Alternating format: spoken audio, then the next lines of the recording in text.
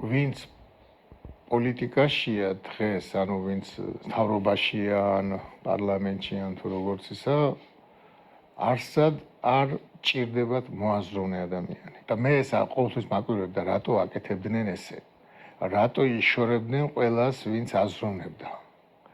იმიტომ რომ მოაზროვნე ადამიანის დამორჩილება რთულია. და როცა შენ უკვე გეგმა გააქვს ის, რასაც ყველა მოაზროვნე დაუპირისპირდება, თავიდანვე ცდილობ რომ ან დავერბოვკებული ადამიანი იყოს, ან რომ ვერ აზროვნებს. და რასაც შენ ეთქვი, იმას რომ გაიმეოროს, მაგის ნიჭი რომ ქონდეს. და აი ესეთ დროს აღმოჩნდით ესე რომ ეხლა დღეს ვინც პარლამენტში ზის და ვინც ქუჩაში დგას, რომ შეადარო, აი კატასტროფული განსხვავებაა აზროვნებაში. იმიტომ რომ ყველა ვინც აზროვნებს აღმოჩნდა ქუჩაში. რადგან ჩვენი ქვეყანამ გეზი აიღო თავიდან გაურკვეველი, მაგრამ ეხლა გარკვეული ჩრდილოეთისკენ. და წარმოიდგინეთ აი რაღაცა იდეოლოგიებს ამბობენ, რომელიც არავის არ ესმის.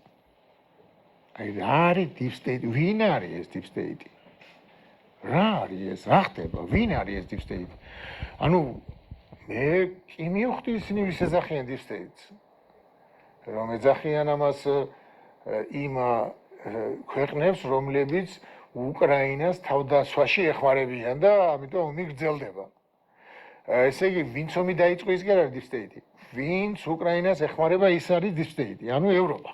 და ევროპული ქვეყნები რომ ამდენ ხანს რომ დაეხმარენ უკრაინას და რომ იცენ იარაღი, ეს ამან ომი გააგრძელა. არ ჯობდა ერთ კვირაში რომ აეღო პუტინს და ანუ ეს ლოგიკა ამას ხო პირდაპირ ვერ იტყვიან. ვერ ამბობენ ამას პირდაპირ. და ამიტომ ისეთ გაურკვეველ ფრაზებს ამბობენ, რომ ადამიანები აი რაღაც მაგიური ტერები ისინი არსებობს. აი მაგალითად საწერკალამის ხელში დაკავება ნიშნავს, რომ აი განათლებული კაცი ხარ და სპეციალურად ასწავლიან და ამათ ასწავლეს, რომ რაღაც გაურკვეველი სიტყვები იძახო, რომ ადამიანებმა ნახონ, რომ შენ უფრო მაგარი განათლებული ხარ და იმათ არ ყოფნით გონება, რომ გაიგონ ვინ არის deep state. ანუ ისინი ჩამორჩენილები არიან, ესე აღიძნობინო. და ნუ ბევრი არის ახლა ესეთი აყვარო, რომ კი კაცო მან იცის და არ ვიცი, მაგრამ იმან ხო იცის.